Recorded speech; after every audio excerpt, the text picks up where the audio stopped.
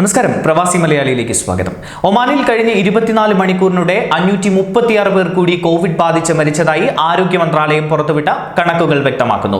536 പേർക്കാണ് പുതിയതായി രോഗം സ്ഥിരീകരിച്ചത്.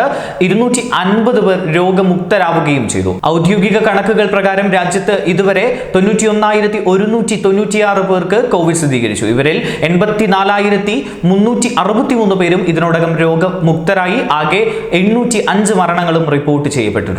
92.5% ഇപ്പോഴത്തെ രോഗമുക്തി നിരക്ക്. മലയാളി ടാക്സി ഡ്രൈവർ കുവൈറ്റിൽ കോവിഡ് ബാധിച്ച് മരിച്ചു. പാലക്കാട് അമ്പലപ്പാറ സ്വദേശി വേങ്ങാശ്ശേരി മുളയിൻ കുഴി വീട്ടിൽ രാധാകൃഷ്ണനാണ് മരിച്ചത്. 2 ആഴ്ചയായി മുബാറക് ആശുപത്രിയിൽ തീവ്രപരിചരണ വിഭാഗത്തിലായിരുന്നു.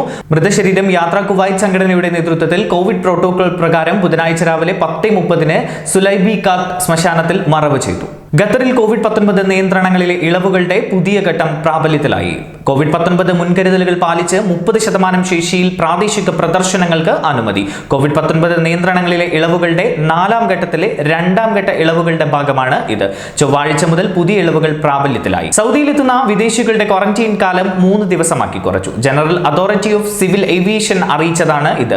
നേരത്തെ 7 ദിവസം ക്വാറന്റൈൻ കഴിയണമെന്നായിരുന്നു അറിയിപ്പ്. കോവിഡ് പകർച്ച തടയുന്നതിന്റെ ഭാഗമായി മാർച്ചിൽ അടച്ച കര, നാവിക, വ്യോമ അതിർത്തികൾ തുറന്നതോടെ ഇന്നലെ മുതൽ തിരക്കേറി. അൽഖൂസ് ഇൻഡസ്ട്രിയൽ ഏരിയയിലെ വെയർ ഹൗസിൽ തീപിടുത്തം. ഉച്ചയ്ക്ക് ശേഷം 1:17 ദുബായ് സിവിൽ ഡിഫൻസ് കമാൻഡ് റൂമിൽ അടിയന്തര സന്ദേശം ലഭിച്ചത്. ഇൻഡസ്ട്രിയൽ ഏരിയ 3-ൽ പ്ലാസ്റ്റിക്, പേപ്പർ ഉൽപ്പന്നങ്ങൾ സൂക്ഷിച്ചിരുന്ന സ്ഥലത്താണ് തീപിടിച്ചത്.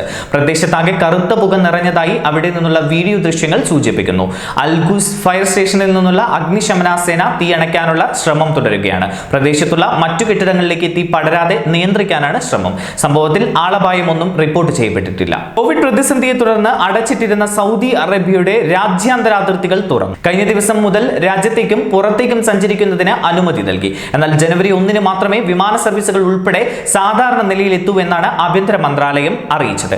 കോവിഡ് വ്യാപനത്തിന്റെ പശ്ചാത്തലത്തിൽ അടച്ചിട്ടിരുന്ന സൗദിയുടെ രാജ്യാതിർത്തികൾ ചൊവ്വാഴ്ച രാവിലെയാണ് തുറന്നത്. സന്ദർശക വിസ ലഭിക്കാൻ ഏർപ്പെടുത്തിയിരുന്ന ആധുനിക നിബന്ധനകൾ ദുബായ് പിൻവലിച്ചു. പഴയ രീതിയിൽ തന്നെ യാത്രക്കാരന്റെ പാസ്പോർട്ട് കോപ്പിയും ഫോട്ടോവും മാത്രമുണ്ടെങ്കിൽ വിസയ്ക്ക് അപേക്ഷ നൽകാം. ദുബായ് താമസ കുടിയേറ്റ വകുപ്പ് സന്ദർശക വിസയ്ക്ക് തിങ്കളാഴ്ച പുതിയ നിബന്ധനകൾ ഏർപ്പെടുത്തിയിരുന്നു. ഈ നിബന്ധനകളാണ് ഇപ്പോൾ പിൻവലിച്ചിരിക്കുന്നത്. സൗദി അറേബ്യയിൽ സ്വകാര്യ മേഖലയിൽ മുഴുവൻ തൊഴിലാളികൾക്കും വേതന സുരക്ഷ നടപ്പാക്കുന്നു. പദ്ധതിയുടെ അവസാന ഘട്ടം ഡിസംബർ 1 ആരംഭിക്കുമെന്ന് മാനവശേഷി സാമൂഹിക വികസന മന്ത്രാലയം അറിയിച്ചു. തൊഴിലാളികളുടെ കരാർ പ്രകാരമുള്ള വേതനം കൃത്യസമയത്ത് തന്നെ നൽകുക എന്നതാണ് വേതന സുരക്ഷാ പദ്ധതി കൊണ്ട് ലക്ഷ്യമാക്കുന്നത്.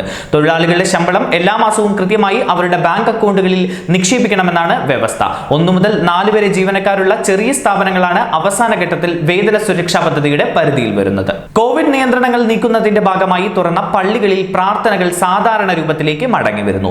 പള്ളികളിലെ ബാങ്ക് വിളിക്കലിനും നമസ്കാരത്തിനും ഇടയിലുള്ള കാത്തിരിപ്പ് സമയം 20 മിനിറ്റായി ഇസ്ലാമിക മതകാര്യ മന്ത്രാലയം ദീർഘിപ്പിച്ചു. സുബഹ നമസ്കാരത്തിനും അസർ നമസ്കാരത്തിനും ഇനി മുതൽ 20 മിനിറ്റ് മുൻപേ പള്ളിയിൽ വിശ്വാസികൾ എത്താം. ബാങ്ക് വിളികൾക്കും ഇഖാമത്തിനും ഇടയിൽ കടുത്ത ചൂടിൽ നിന്ന് തൊഴിലാളികളെ രക്ഷിക്കുന്നതിന്റെ ഭാഗമായി UAE അനുവദിച്ച 3 മാസത്തെ ഉച്ചവിശ്രമം അവസാനിച്ചു.